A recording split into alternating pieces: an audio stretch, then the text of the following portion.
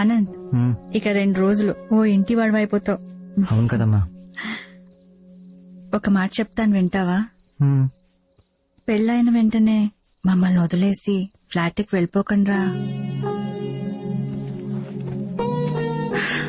ఏం లేదురా, అక్షర బాగా అలవాటైపోయింది.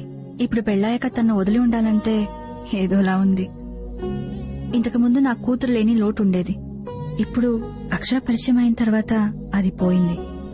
అమ్మా ఎందుకమ్మా అక్షరతో అంత ఎమోషనల్ గా ఉండకమ్మా. తను ఒక రోజు ఉన్నట్టు ఇంకొక రోజు ఉండదు. రేయ్, ఏం మాట్లాడుతున్నావురా? అక్షర చాలా మంచిది, నాకు బాగా నచ్చేసింది.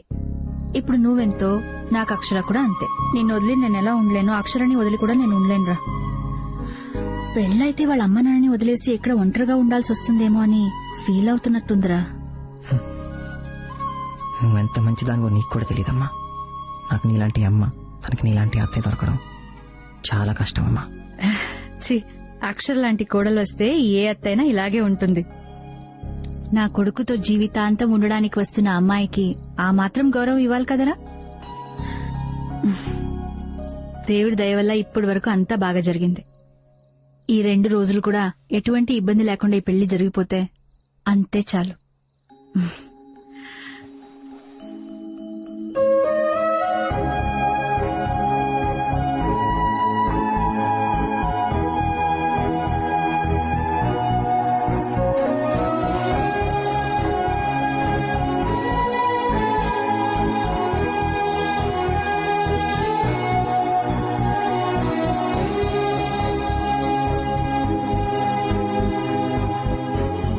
కొంచెం మాట్లాడాలి పర్సనల్ గా.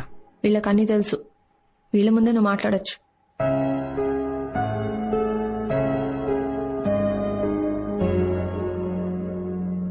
గ్రేట్.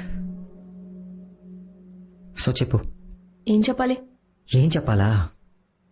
నాకు ఆన్సర్ కావాలి. ఏం డిసైడ్ చేశావు? ఇంకో 2 రోజుల్లో మన పెళ్లి. అరే అసలు ఏం జరుగుతుంది ఇక్కడ? గోరింటాకు పెట్టుకుంటున్నావు, చీరలు కొంటున్నావు, మంగళసూత్రం. అసలు విజయవాడ ఎందుకు వచ్చావు? Are you out of your mind?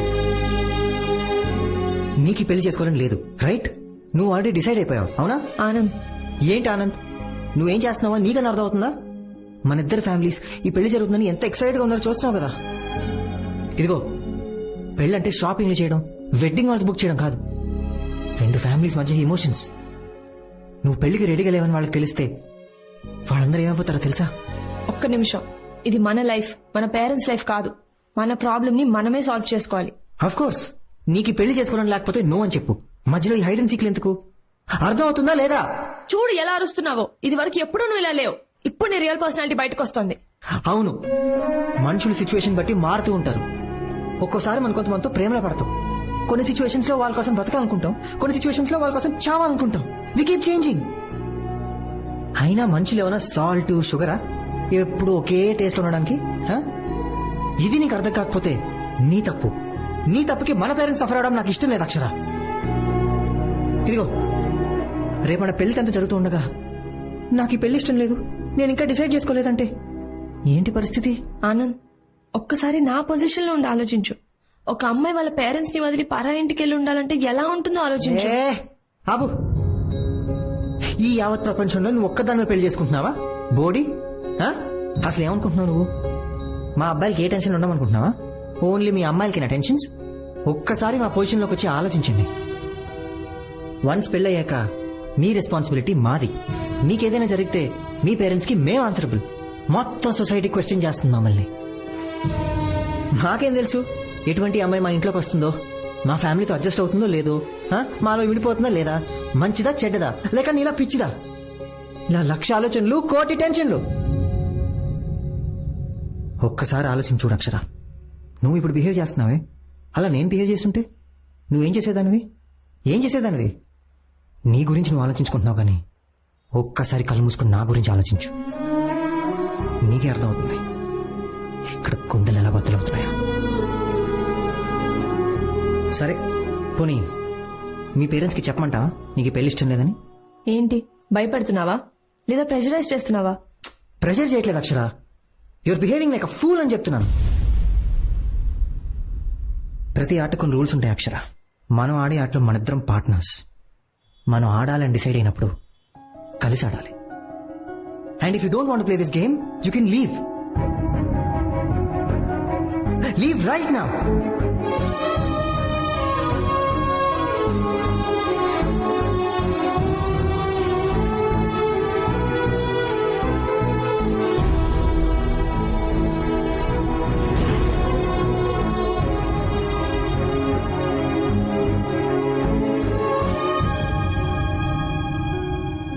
Okay, decide అయిపోయావన్నమాట. నువ్వు నీ పేరెంట్స్తో మాట్లాడు. నేను నా పేరెంట్స్కి చెప్తాను ఈ పెళ్లి జరగట్లేదు.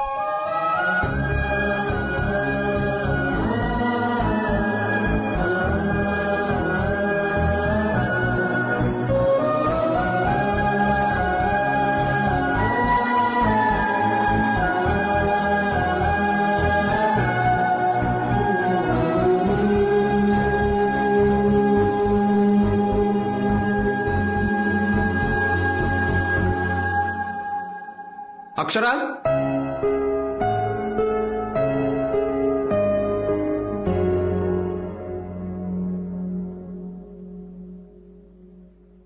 తన తప్పుకి నేను క్షమాపణ చెప్తున్నాను బాబు. అంకుల్, మీరెందుకు సారీ చెప్తున్నారు? ఇది మీ తప్పు కాదు అంకుల్, మీరు సారీ చెప్పకూడదు. మా తప్పు కాకపోవచ్చు, కానీ మా కూతురు చేసింది కదా బాబు. లేదంటే యాక్చువల్లీ తన మిస్టేక్ కూడా కాదు. తను ముందే చెప్పింది మనం పెళ్లి చేసుకోవద్దు, ఇక్కడతో ఆపేద్దామని. తప్పు నాది కూడా ఉంది. తను ఓపెన్ గా వద్దని చెప్పినా నేనే కొంచెం ఓవర్ కాన్ఫిడెంట్ గా ఉన్నాను. తనని మళ్ళీ నా దారిలోకి తెచ్చుకోవచ్చు అనుకున్నాను, అంత సెట్ అయిపోతుంది అనుకున్నాను. కానీ నేను అనుకున్నంత ఈజీగా ఏదీ జరగలేదు. ఏమండి, ఏమైనా మాట్లాడండి. ఏం మాట్లాడమంటావే? మన మనసుకు దగ్గరగా ఉన్న వాళ్ళు దూరం అయిపోతూ ఉంటే ఆ ఫీలింగ్, ఆ బాధ ఎంతమందికి అర్థమవుతుందంటావు? తను ఒక్కడికి తప్ప. అసలేం మాట్లాడుతున్నారండి? అంతా దానిష్టమేనా? అదనుకున్నట్టే జరగాల? అసలు ఎందుకు ఎందుకు మనం దాని మాట వినాలి చెప్పండి. ఎందుకంటే మన చుట్టూన్న వాళ్ళు, ఈ సొసైటీ ఏమనుకుంటుంది అది నాకు అనవసరం, నాకు ఇంపార్టెంట్ కాదు. నా కూతురు ఏమనుకుంటుంది అది నాకు ఇంపార్టెంట్. ఆనంద్ తను తీసుకున్న డిసిషన్ తప్పో రైటో నాకు తెలియదు, కానీ తనని మాత్రం నేను ఒంటరిగా వదలలేను. తను తీసుకున్న డిసిషన్ ఏదైనా సరే నేను దానికే రెస్పెక్ట్ ఇస్తాను. ఒకవేళ తనది తప్పైనా నేను తనకే సపోర్ట్ చేస్తాను. నీ తరపున మాత్రం ఒక్క రెస్పాన్సిబిలిటీ నేను తీసుకుంటాను. మీ ఇంటికి వచ్చి మీ తల్లిదండ్రుల్ని క్షమించమని అడుగుతాను.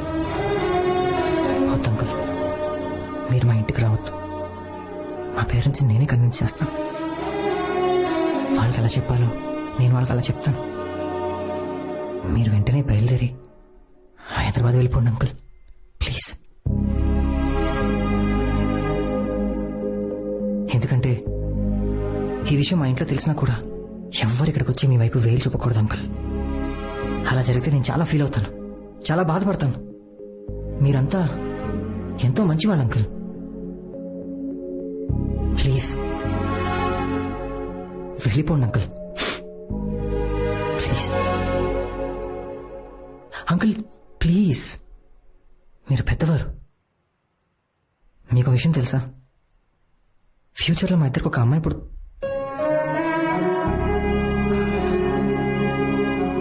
ఫ్యూచర్లో నాకు ఒక అమ్మాయి పుడితే తను ఇలాంటి డిసిషన్ తీసుకుంటే నన్ను నమ్మండి అంకుల్, నేను తనకి సపోర్ట్ చేస్తాను. మీరు చెప్పింది కరెక్ట్. పెళ్లి కంటే జీవితమే గొప్పదే. కానీ ఒక రిక్వెస్ట్ అంకుల్, నేను ఇక్కడి నుంచి వెళ్ళిన తర్వాత కూడా అక్షరాన్ని ఏమనకండి ప్లీజ్ అంకుల్.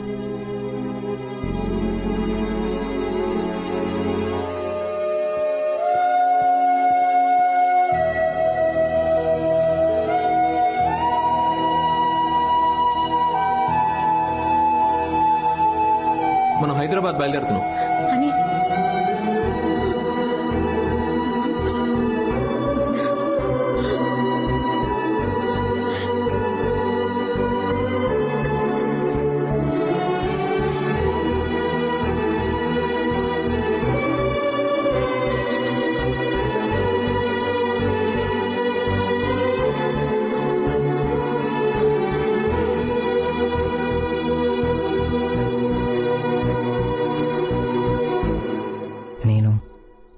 అక్షర, ఒక్క నిమిషం ఆనంద్.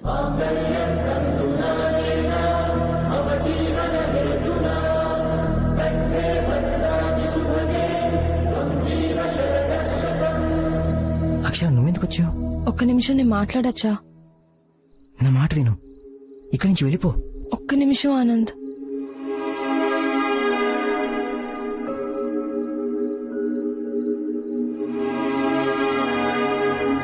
మీకు ఆనంద్ చెప్పే ఉంటాడు ఈ పెళ్లి జరగట్లేదని.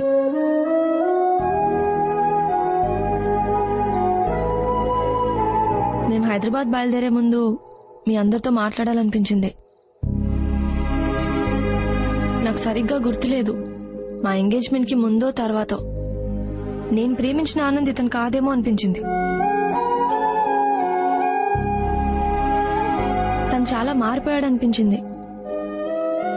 నాకు స్టేజ్ లో భయం వేసింది ఆంటీ. రేపొద్దున పెళ్ళాక ఇంకా మారితే నా పరిస్థితి ఏంటనిపించింది. అందుకే ఈ పెళ్లి నుంచి విత్డ్రా అయిపోవాలనుకున్నాను. అయిపోయాను. ఎందుకంటే మనకి లైఫ్ లో జరిగిన ఎక్స్పీరియన్సెస్ వల్ల మనం చాలా జాగ్రత్తగా ఉండాలనుకుంటాం. అలాంటప్పుడే మనకు కన్ఫ్యూజన్ మొదలవుతుంది. ఆ కన్ఫ్యూజన్ నుంచి ఇన్సెక్యూరిటీ మొదలవుతుంది. నాకు అదే జరిగింది. బామ్మా, నీకు తెలుసా నీ మనోడు ఒక హోప్లెస్ ఫెలో. వాడు టూ మచ్. తను పెద్ద హీరో అనుకుంటాడు. తను తప్పు చేసిన వాళ్ళకు కూడా ఇంకో ఛాన్స్ ఇద్దాం అంటాడు. అవతలి వాళ్ళు తమది తప్పు అని తెలుసుకునేంత వరకు కూల్ గా కామ్ గా వెయిట్ చేస్తాడు. నాలాంటి ఇండెసిసివ్ కన్ఫ్యూజ్డ్ అమ్మాయి కూడా ఛాన్స్ ఇచ్చాడు. చాలా పేషెంట్ గా వెయిట్ చేశాడు. ఆ టైంలో నేనేం చేశాను తెలుసా? ఆనంద్ చేసిన తప్పుల గురించి ఆలోచించాను. కానీ తను నా గురించి, నా ఫ్యామిలీ గురించి, మాకు పుట్టబోయే పిల్లల గురించి ఆలోచించాడు.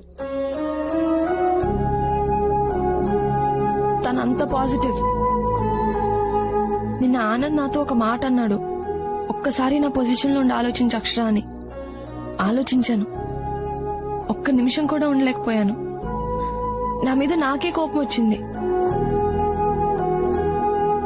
ఒక తండ్రిగా కూతురికి సపోర్ట్ చెయ్యొచ్చు, అందులో న్యాయం ఉంది. కానీ తనెందుకు నాకు సపోర్ట్ చేశాడు? ఎందుకు నాకు ఛాన్సుల మీద ఛాన్సులు ఇచ్చాడు? నేను ఎంత టార్చర్ పెట్టినా ఎందుకు పేషెంట్ గా భరించాడు? ఆఖరికి నిన్న నా తప్పని తెలిసినా కూడా మా నాన్న దగ్గర నన్నెందుకు సపోర్ట్ చేశాడు? ఇంతకన్నా మంచోడు నాకు ఎక్కడ దొరుకుతాడు?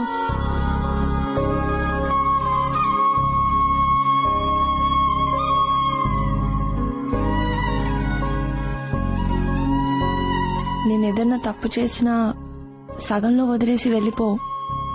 నన్ను గుండెల్లో పెట్టుకొని చూసుకుంటా. నేను చాలా హర్ట్ చేశాను కదా.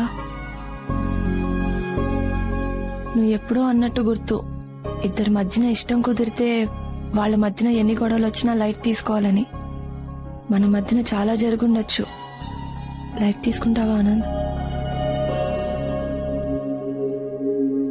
ప్లీజ్ నన్ను క్షమిస్తావా?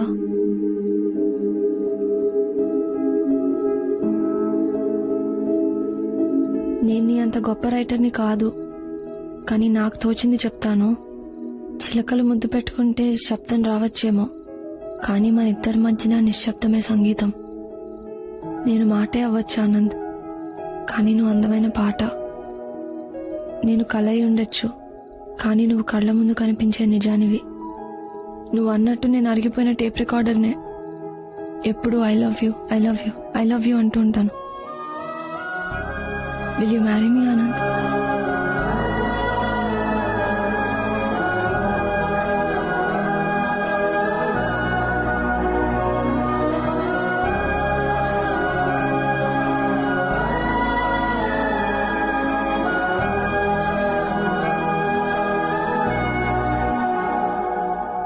It's a beautiful